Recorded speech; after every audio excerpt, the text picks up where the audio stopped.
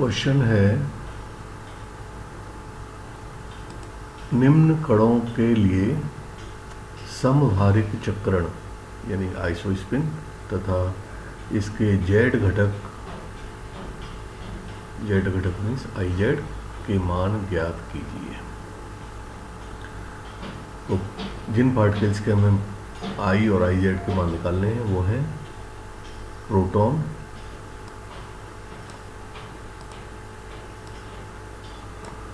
Neutron, sigma plus,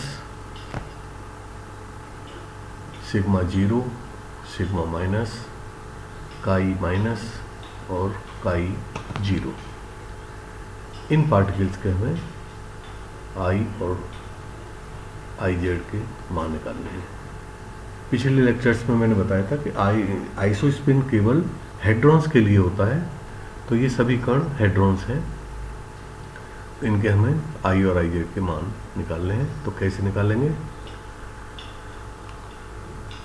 सबसे पहले हम प्रोटॉन और न्यूट्रॉन लेते हैं। पिछले लेक्चर्स में मैंने बताया था कि हमको ये याद रखना पड़ेगा कि किस फैमिली में दो पार्टिकल होते हैं, किस में एक होता है, किस में तीन होते हैं। जिसमें एक होता है वो सिंगलेट कहलाती है, जिसमें दो होते हैं वो डबलेट और जिसमें तीन होते हैं वो ट्रिपलेट। तो न्यूक्लियॉन फैमिली में दो पार्टिकल होते हैं, प्रोटॉन और न्यूट्रॉन। तो इन दोनों प्रोटॉनों के लिए I का मान तो सेम होगा, जो प्रोटॉन के लिए होगा वही न्यूट्रॉन के लिए होगा, लेकिन IZ के मान अलग अलग होंगे दोनों के। तो इसका मतलब ये हुआ कि हमें IZ के दो मान चाहिए। तो फॉर्मूला है IZ के मानों की संख्या इज इक्वल टू 2I + 1। तो हमें दो मान चाहिए, तो 2 इज इक्वल टू 2I + 1। तो यहाँ से I इज इक्वल टू 1/2। तो दोनों पार्टिकल्स प्रोटॉन और न्यूट्रॉन दोनों के लिए I की वैल्यू हो गई 1/2। अब हम IZ का मान निकालते हैं। IZ के मान दोनों के लिए अलग अलग होंगे, तो उसका फॉर्मूला है IZ is equal to Q - Q bar. यहाँ Q है कण का आवेश और Q बार है जो भी मल्टीप्लेट है, चाहे सिंगलेट हो या डबलेट हो या ट्रिपलेट हो, उसका औसत आवेश। यानी न्यूक्लियॉन फैमिली में दो पार्टिकल हैं, तो इन दोनों का औसत आवेश। औसत आवेश का मतलब है प्रोटॉन का आवेश प्लस न्यूट्रॉन का आवेश डिवाइडेड बाई 2, क्योंकि दो पार्टिकल हैं तो 2 से डिवाइड करेंगे। तो औसत आवेश इस तरह से निकालेंगे। तो जैसे मैंने लिखा है, चूंकि न्यूक्लियॉन फैमिली में फैमिली एक डबलेट बहुलक है, अतः इस बहुलक का औसत आवेश होगा Q bar is equal to proton का आवेश प्लस न्यूट्रॉन का आवेश डिवाइड बाई बहुलक में कणों की संख्या। तो प्रोटॉन का आवेश +1 होता है, न्यूट्रॉन का आवेश 0 और दो कण हैं तो डिवाइड बाई 2, तो ये हो गया 1/2। तो Q बार का मान हो गया, औसत आवेश हो गया 1/2। अब हम फॉर्मूले में रखेंगे। तो पहले प्रोटॉन के लिए निकालते हैं IZ। तो प्रोटॉन के लिए IZ is equal to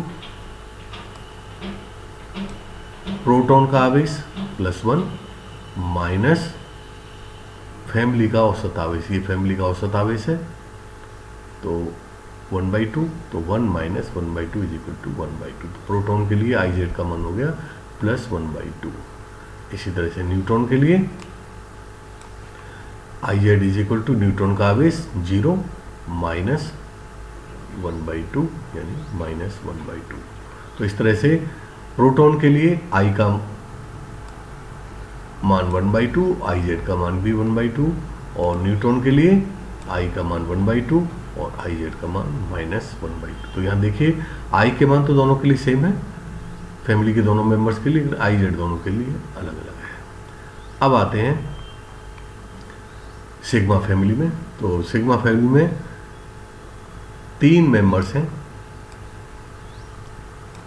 sigma plus, sigma zero, sigma minus. तो ये ट्रिपलेट है। तो इसके लिए हमें 3 IZ के मान चाहिए।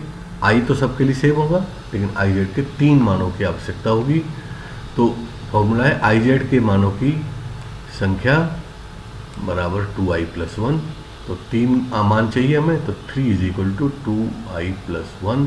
तो यहाँ से I is equal to 1।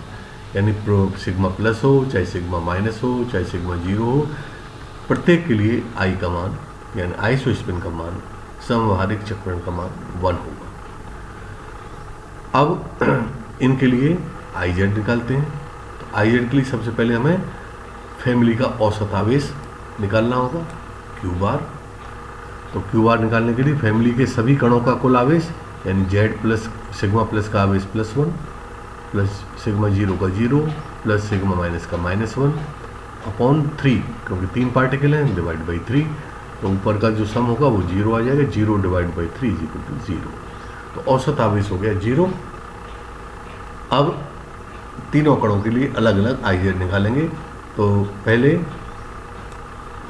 Sigma plus के लिए I Z = Q minus Q bar. Q means कण का आवेश, सिग्मा प्लस का आवेश +1 माइनस औसत आवेश, यहाँ 0 निकाला है हमने तो 0, तो +1 हो गया। सिग्मा जीरो के लिए आई जेड = कण का आवेश, इसका आवेश 0 है तो 0 माइनस 0 = 0। और सिग्मा माइनस के लिए आई जेड = कण का आवेश, इसका आवेश -1 है, -1 माइनस 0 = -1। इस तरह से तीनों कणों के लिए ये आई जेड के मान प्राप्त हो गए। सिग्मा प्लस के लिए +1, सिग्मा जीरो के लिए 0, सिग्मा माइनस के लिए -1, जबकि इनके लिए आई के मान सभी के सेम होंगे। I = 1, I = 1, I = 1, लेकिन आई जेड सबके अलग अलग है। ठीक है, इसी तरह से एक फैमिली है काई फैमिली। काई फैमिली में 2 मेंबर्स होते हैं, काई 0 और काई माइनस। तो हमें आई का तो एक ही मान होगा, सभी के लिए सेम होगा दोनों के लिए, लेकिन आई जेड दोनों के अलग अलग होंगे, 2 मान चाहिए। तो आई जेड के मानों की संख्या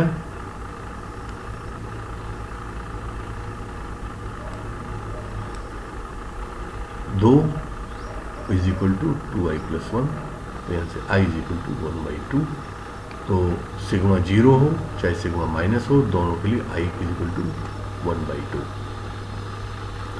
अब फैमिली का औसत आवेश निकालेंगे। काई फैमिली का औसत आवेश होगा दोनों कणों का के आवेशों का योग, काई 0 का 0 और काई माइनस का -1 अपॉन कणों की संख्या 2, तो ये हो जाएगा -1/2। अब सिग्मा 0 के लिए आई जेड का मान बराबर Q minus Q bar, formula वही रहेगा। क्यू यानी कण का आवेश 0 माइनस ब्रैकेट में फैमिली का औसत आवेश -1/2, ये -1/2 है। तो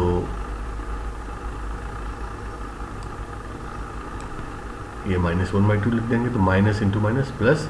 तो काई 0 के लिए हो जाएगा आई जेड = +1/2। इसी तरह से काई माइनस के लिए आई जेड = कण का आवेश -1 माइनस इंटू -1/2, ये हो जाएगा -1/2। तो इस तरह से दोनों कणों के लिए काई 0 के लिए आई =